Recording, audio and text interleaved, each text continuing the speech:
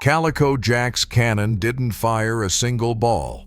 It fired dozens at once. At 50 feet, a grapeshot charge from a pirate swivel gun didn't just kill a man. It turned the entire deck of a ship into a killing field. Splinters of oak the size of your forearm became secondary projectiles. Iron balls the size of grapes punched through rigging, wood, flesh, and bone simultaneously. Royal Navy veterans who survived boarding actions described it as standing inside a thunderstorm made of metal. This is exactly what John Rackham, Calico Jack, used to take ships without extended fights. And once you understand the actual ballistics, you'll understand why every merchant captain in the Caribbean dreaded the sight of his black flag on the horizon. Here is how the weapon worked, why it worked, and what it actually did to a human body at close range. John Rackham was born around 1682, likely in England, though no parish record pins down the exact location. History doesn't give us his childhood the way it preserves the lives of generals and kings. What we know is that he came up through the merchant and privateer trade before the golden age of piracy pulled men like him into open criminality. By 1718, Rackham was serving as quartermaster aboard the sloop Ranger under the command of Charles Vane, one of the most feared pirates operating out of Nassau in the Bahamas. Nassau at this point was essentially a pirate republic. The Crown had lost control of it. Thousands of men who had no future in legitimate maritime work were flooding into the port, living under what became known as the Pirate Code. Vane was vicious and impulsive. Rackham was calculating. Where Vane wanted to fight every ship that crossed his path, Rackham understood that a pirate's real weapon wasn't the cannon. It was fear. Make enough of a reputation, fly the right flag, put the right guns on the rail, and most merchant captains would surrender before a single shot was fired. If you're learning something new about the real history of piracy, hit that like button and subscribe. We're going deep into details you won't find anywhere else. In 1718, Rackham led a vote against Vane after Vane refused to attack a French man-of-war. The crew sided with Rackham. Vane was put off the ship in a small boat. Rackham was now captain. He immediately did something smart. He sailed to Nassau and accepted the king's pardon, a crown amnesty being offered to pirates willing to give up the trade. He got clean on paper, spent time ashore, and that's where he met Bonny, the wife of a small-time sailor named James Bonny. Rackham and Bonny left Nassau together in 1719 aboard a stolen sloop called the William. 12-pound cannons on the sides, swivel guns mounted on the rails, blunderbusses and flintlock pistols for every man aboard. The William was a small, fast vessel, not a ship designed for broadside-to-broadside fleet engagements. This was a predator built for the ambush. And the weapon that defined how Rackham hunted was the swivel gun loaded with grapeshot. Now let me tell you exactly what grapeshot was and what it actually did, because Hollywood has never shown you the real physics. A standard grapeshot charge consisted of 9 iron balls, each roughly 3/4 of an inch in diameter, arranged in a stack of 3 layers inside a canvas bag tied at the neck. When the bag was rammed down the barrel of a swivel gun and fired, the bag disintegrated at the muzzle. What emerged wasn't a single projectile. It was a spreading cone of 9 individual iron balls moving at approximately 900 feet per second. At 50 feet, the distance between 2 ships during a boarding action, that cone had spread to roughly 8 feet wide. 9 iron balls, 8 feet of spread, half a second of flight time. A single one of those balls carried enough kinetic energy to sever a human limb. Combined, A full grapeshot charge hitting a group of men on an open deck at 50 feet was not survivable if you were standing in that cone. The balls punched through flesh and bone and kept traveling. Secondary wounds from men behind the initial targets were common. But the balls were only half the story.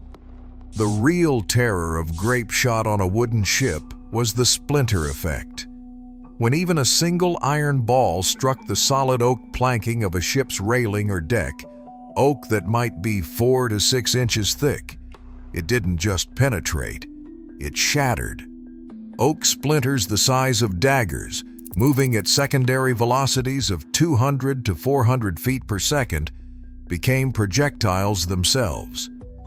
Royal Navy surgeons documented more casualties from wood splinters than from direct cannon hits in many engagements. At 50 feet, a grape-shot charge hitting the wooden rail of a merchant vessel produced a death cloud that combined iron balls, wood fragments, and cordage debris into a single lethal event. Men who survived described the sound as a tearing roar, like canvas being ripped apart by God. The swivel gun that Rackham mounted on the William was a standard 1-pounder or 1.5-pounder breech or muzzle loader mounted on an iron pin that allowed it to be swung through a 360-degree arc. It weighed between 50 and 150 pounds, depending on the configuration. One man could aim it, one man could fire it. And unlike a ship's main cannon, which required a crew of 4 to 6 to operate and took 2 to 3 minutes to reload, a swivel gun with grape shot could be reloaded by a single experienced gunner in under 45 seconds. Rackham typically mounted multiple swivel guns along the rails of the William. This gave him the ability to sweep an enemy deck from multiple angles simultaneously during the chaos of a boarding action. Rackham's method wasn't the Hollywood broadside. It wasn't two ships blasting each other from a quarter mile. That tactic burned powder, damaged his own vessel, and risked sinking the prize he was trying to capture and sell. His method was the ambush. The William was fast and low in the water. In the shallow coastal waters and cays of the Caribbean and Bahamas, Rackham could approach a vessel from downwind in low light conditions before the target crew had time to organize a defense. He flew no flag until he was already within cannon range. Then the black flag went up. At that point, most merchant captains faced a simple calculation: resist and take a grape shot charge across your crew at point-blank range, or surrender and likely survive. Most surrendered. The grape shot threat didn't need to be used most of the time. The reputation of what it would do if used was itself the weapon. When a crew did resist, as happened several times in the waters around Jamaica and Hispaniola, Rackham would bring the William alongside at speed, use grappling hooks to lock the vessels together, and fire the swivel guns down the length of the enemy deck before the boarding party went over the rail. The grape shot cleared the path. The swords finished it. This was not courage. It was engineering. It was the application of the correct weapon at the correct range to produce the correct psychological and physical effect. Here is where history becomes uncomfortable for the legend of Calico Jack. On the night of October 31st, 1720, a British sloop under Captain Jonathan Barnett caught the William anchored off the northwest coast of Jamaica near Dry Harbor Bay. Rackham's crew had been drinking heavily. It was, by most accounts, a celebration. Barnett's crew fired a single swivel gun charge across the deck of the William. And then something happened that entered the historical record and never left it. Most of Rackham's men, including Rackham himself, retreated below decks. Two people stayed on deck to fight: Bonny and Mary Red. The historical record, drawn from the trial testimony at Spanish Town, Jamaica in November 1720, describes the two women firing pistols and swinging cutlasses at Barnett's boarding party while the male crew hid in the hold. Mary Red reportedly fired her pistol into the hold to drive the men back up to fight. It did not work. The William was taken. Rackham was hanged in Port Royal on November 18, 1720. He was allowed to see Anne Bonny before his execution. Her recorded words to him were, "I am sorry to see you here, but if you had fought like a man, you need not have been hanged like a dog." The man who had made his reputation on the terror of his weapons did not use them when it counted most. Beyond the swivel guns, the documentary record and contemporary accounts give us a clear picture of what Rackham and his crew actually carried. The standard pirate sidearm of the period was the Flintlock pistol, typically in .54 to .62 caliber, firing a single lead ball. Range was approximately 25 to 30 yards at any kind of accuracy. Most pirates carried 2 to 4 pistols on their person during a boarding action because reloading in close combat was essentially impossible. You used them all in the first 30 seconds and then went to bladed weapons. Rackham's crew also carried blunderbusses, the short, flared barrel weapons that functioned as the personal scale equivalent of a grapeshot charge. Load it with scrap metal, nails, or small stones, fire it into a group of men at 15 feet, and the effect was catastrophic at close range. The cutlass was the primary finishing weapon. Designed specifically for shipboard combat, the short, slightly curved blade was optimized for close quarters fighting where there was no room to swing a longer sword. You didn't need skill with a cutlass, you needed aggression and a lack of concern for your own safety. In a dark, smoke-filled hold with men screaming in every direction, the cutlass was the right tool. Some crew members also carried boarding axes for cutting rigging, breaking down doors, and close combat. A boarding axe in the right hands at close range was arguably more dangerous than a sword. This was Rackham's complete killing system: grapeshot to clear the deck at range, blunderbusses for the initial rush, flintlock pistols for the first 30 seconds of boarding, and cutlasses and axes to finish what the gun started.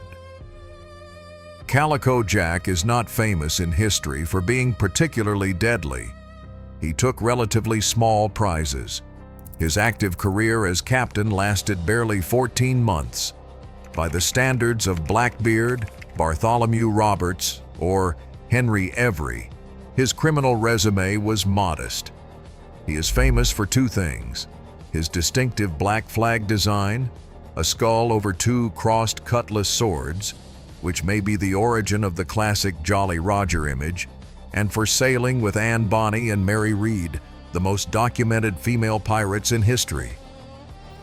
But the reason he is worth studying from a weapons perspective is this: Rackham understood the ballistic psychology of the grapeshot before the term ballistic psychology existed. He understood that a weapon's reputation could do the work that the weapon itself didn't need to do.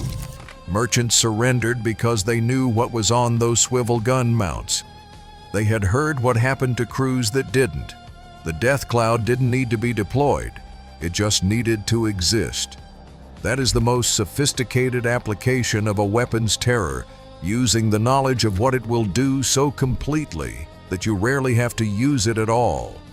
And in that way, Calico Jack understood something about his arsenal that most of his contemporaries never figured out.